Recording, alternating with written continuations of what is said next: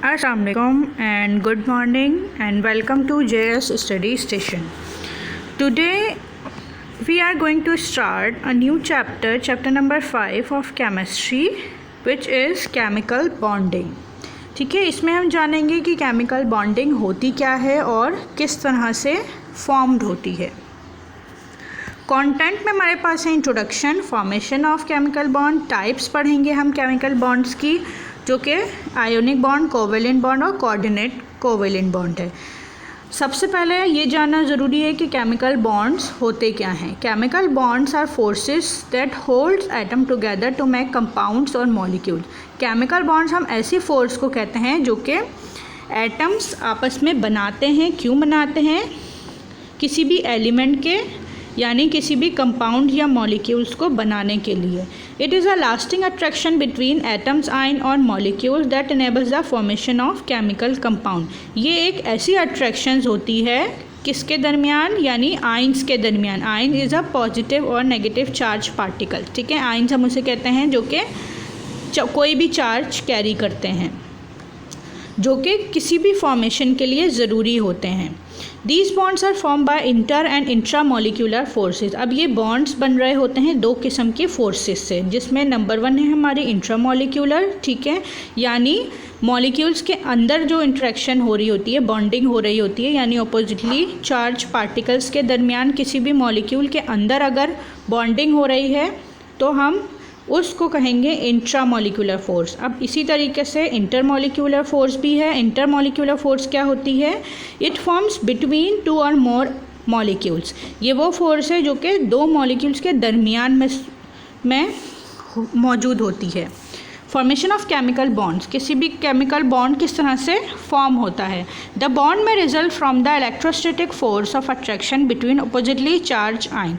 अब ये जो कोई भी बॉन्ड बना हुआ होगा तो वो हमेशा चार्ज आयन से ही बना हुआ होगा, यानी एक आयन पॉजिटिव चार्ज कैरी कर रहा होगा और दूसरा आयन नेगेटिव चार्ज कैरी कर रहा होगा। अब ये जिस फोर्स से कनेक्ट होते हैं उस फोर्स को हम कहते हैं इलेक्ट्रोस्टैटिक फोर्स। ठीक है, यानी जिस फोर्स की बेस पे ये आयन्स अट्रैक्ट होते हैं।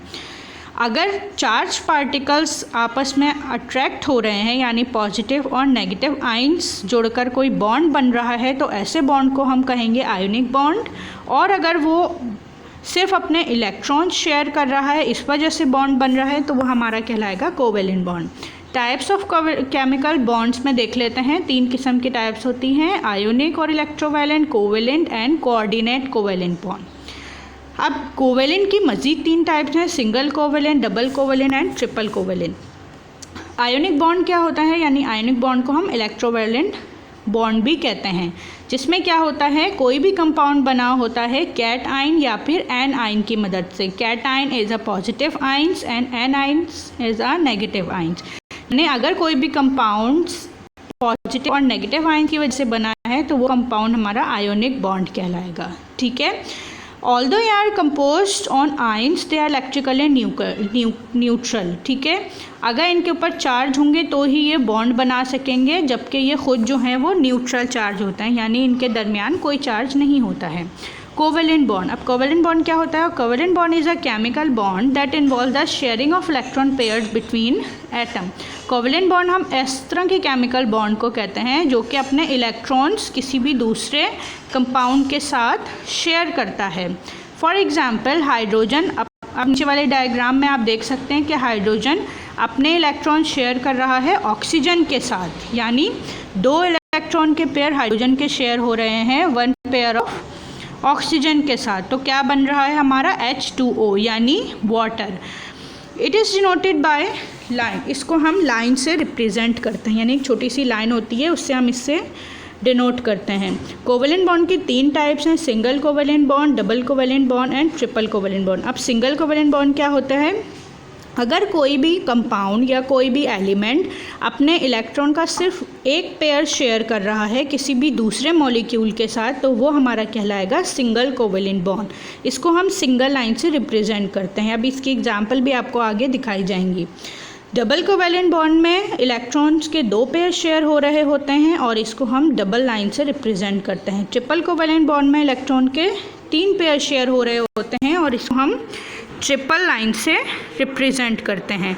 देखें डायग्राम्स में आप देख सकते हैं, सिंगल बॉन्ड में सिर्फ 2 इलेक्ट्रॉन शेयर हो रहे हैं, डबल बॉन्ड में 4 इलेक्ट्रॉन शेयर हो रहे हैं और ट्रिपल बॉन्ड में 6 इलेक्ट्रॉन शेयर हो रहे हैं।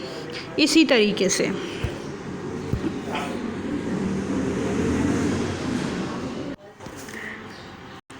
अब थर्ड टाइप है हमारी कोऑर्डिनेट कोवेलेंट बॉन्ड। ये थोड़ा स्पेशल टाइप का बॉन्ड है, यानी इसमें क्या होता है, it is a kind of 2 electron covalent bond in which 2 electrons drive from same atom, यानी एक ही कंपाउंड में से दोनों हमारे इलेक्ट्रॉन्स निकल रहे होंगे। ठीक है, जैसे अमोनियम क्लोराइड है, NH हमारा पॉजिटिव है और Cl नेगेटिव है। पॉजिटिव और नेगेटिव आपस में अट्रैक्ट होते हैं। इसी तरीके से यानी एक ही कंपाउंड में दोनों इलेक्ट्रॉन निकल रहे होंगे, यानी मौजूद होंगे सेम एटम में, तो इसीलिए हम इसको 2 इलेक्ट्रॉन कोवेलेंट बॉन्ड भी कह सकते हैं। ठीक है, इसमें एक एक्सेप्टर होता है और एक डोनर होता है। ठीक है, यानी एक दे रहा होता है और एक ले रहा होता है, तभी कंपाउंड वजूद में आता है। It is represented by an arrow. इसको हम एक एरो से रिप्रेजेंट करते हैं, यानी जहाँ पर भी एरो यूज़ हो रहा होगा वहाँ पे कोऑर्डिनेट कोवेलेंट बॉन्ड मौजूद होगा।